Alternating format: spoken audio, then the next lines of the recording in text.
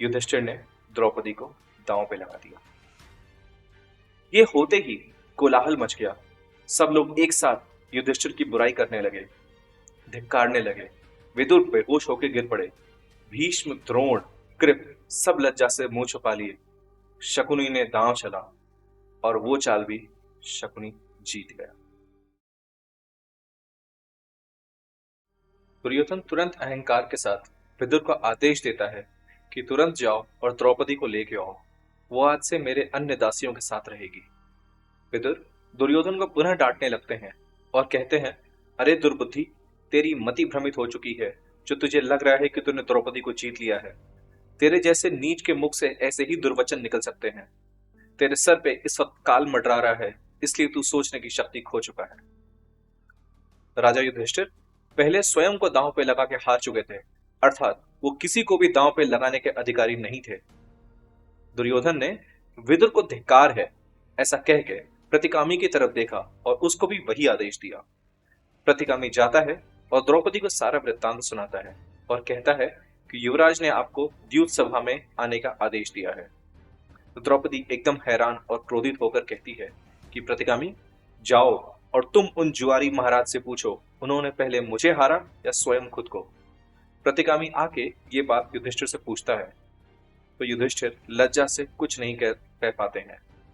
परंतु दुर्योधन ने प्रतिकामी को बोला कि द्रौपदी को बोलो कि वह आगे अपना प्रश्न पूछे।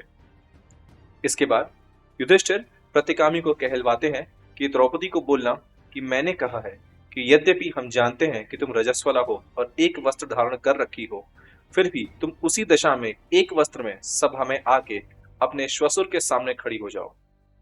युधिष्ठिर का वो अंतिम प्रयास था कि कदाचित ये देख के सब लोगों की आंखें खुले और लोग धृतराष्ट्र और दुर्योधन को धिक्कारने लगे और ये अनहोनी होने से रुक जाए।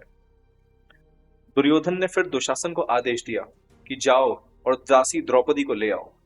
दुशासन तुरंत द्रौपदी की भवन में जाता है और द्रौपदी से कहता है कि अरे ओ दासी, तुझे हमने द्यूत में धर्म पूर्वक जीत लिया है, अतः तू हमारी सेवा कर।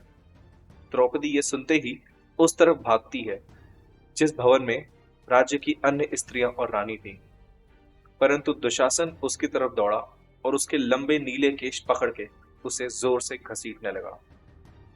दुशासन ने अपने अग्रज की पत्नी, इंद्रप्रस्थ की पटरानी, हस्तिनापुर की कुलवधु और एक वस्त्रा रजस्वला स्त्री के केश पकड़ के घसीटने लगा और महल की तरफ ले जाने लगा। द्रौपदी ने दुशासन से कहा, अरे दुष्ट, मैं रजस्वला और एक वस्त्रा हूं, मेरा ऐसा अपमान न कर। दुशासन द्रौपदी से कहता है, रजस्वला वा भवयाज्ञसेनी एकांबरा व्याप्य थवा विवस्त्रा द्यूते जिता चासि कृतासी दासी दासीषु वासश्च यथोपजोषम। अर्थात द्रौपदी, तू रजस्वला हो, एक वस्त्रा अथवा नग्न ही क्यों न हो, हमने तुझे जुए में जीता है, अतः तू हमारी दासी हो चुकी है, इसलिए अब तुझे हमारी इच्छा के अनुसार दासियों के साथ ही रहना पड़ेगा। इतने प्रचंड अपमान और असभ्यता के बाद द्रौपदी समझ गई थी कि कोई मानव उसकी सहायता नहीं कर सकता।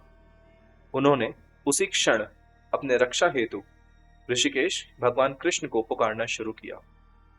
द्रौपदी ने मन ही मन बोला, कृष्णम च जिष्णुम च हरिम नरम च त्राणाय विक्रोशति याज्ञसेनी। द्रौपदी रोती बिलखती और खुद की लज्जा बचाते हुए दुशासन सहित अन्य सभासद को धिक्कारने लगी। सभा में पहुंच के द्रौपदी खुद को किसी तरह छुड़ा के सबके समक्ष पहुंचती है कि सारे सभासद मेरे प्रश्न का उत्तर दें, क्या मैं धर्म अनुसार जीती गई हूं या नहीं। सब लोग चुप रहते हैं, परंतु दुशासन द्रौपदी को दासी बोल के फिर से उसका अपमान करता है। इस चीज को सुनकर दुर्योधन, शकुनी और कर्ण दुशासन की प्रशंसा और उसका अभिनंदन करते हैं।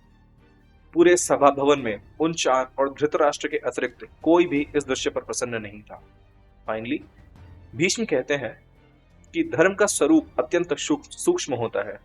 जो व्यक्ति स्वयं को हार चुका हो वो किसी और को दांव पे नहीं लगा सकता, परंतु स्त्री पर उसके पति का अधिकार सिद्ध है। इसलिए मैं ये ठीक ठीक नहीं बता सकता कि तुम्हारा दांव पे लगाना धर्म की दृष्टि से उचित था या नहीं। भीष्म यहाँ पे उस वक्त की प्रचलित नियम के अनुसार इसका जवाब दे रहे थे।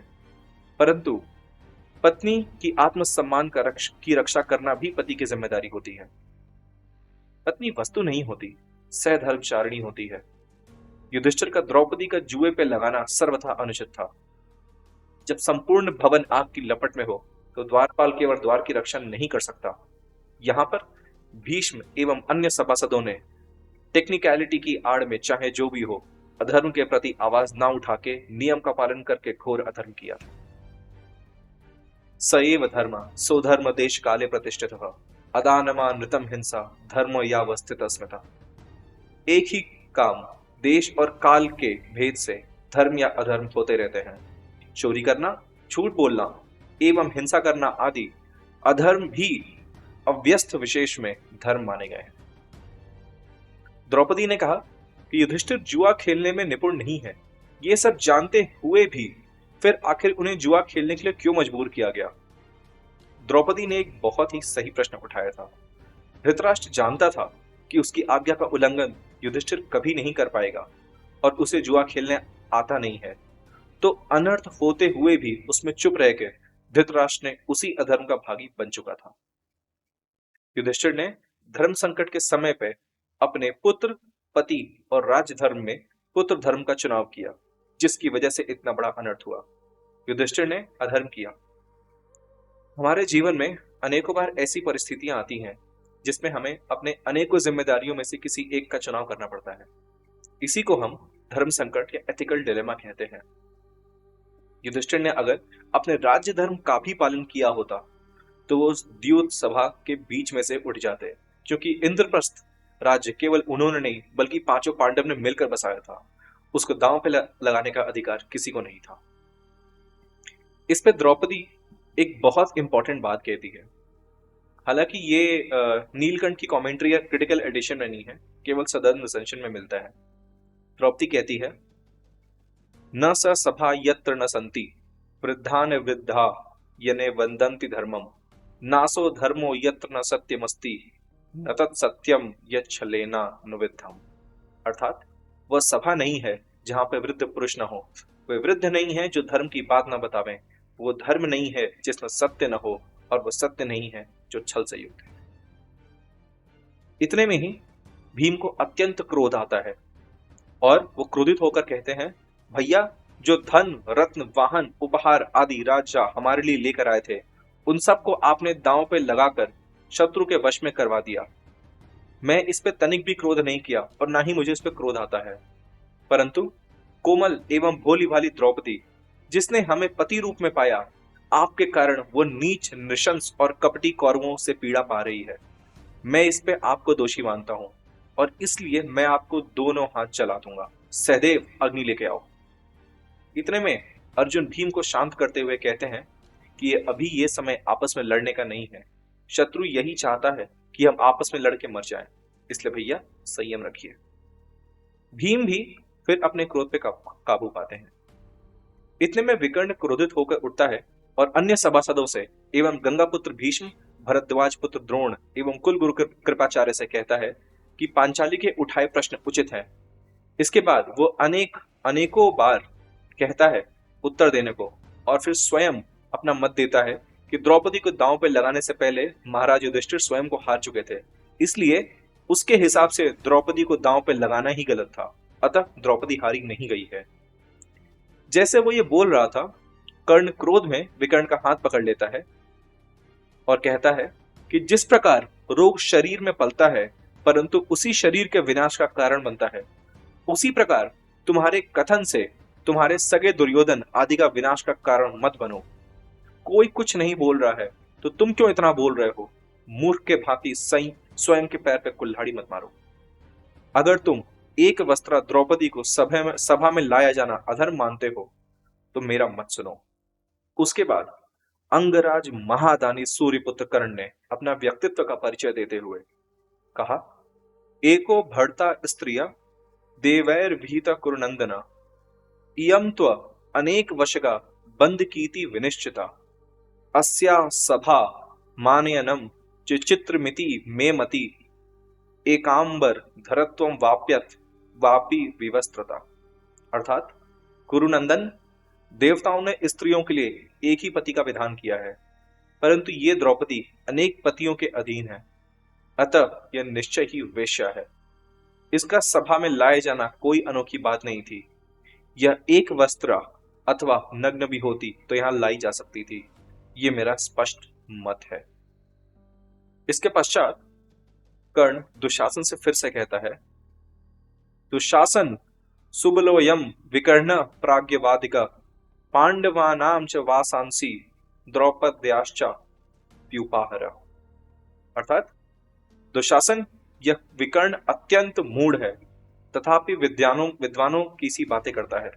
तुम पांडवों के और द्रौपदी के भी वस्त्र उतार लो।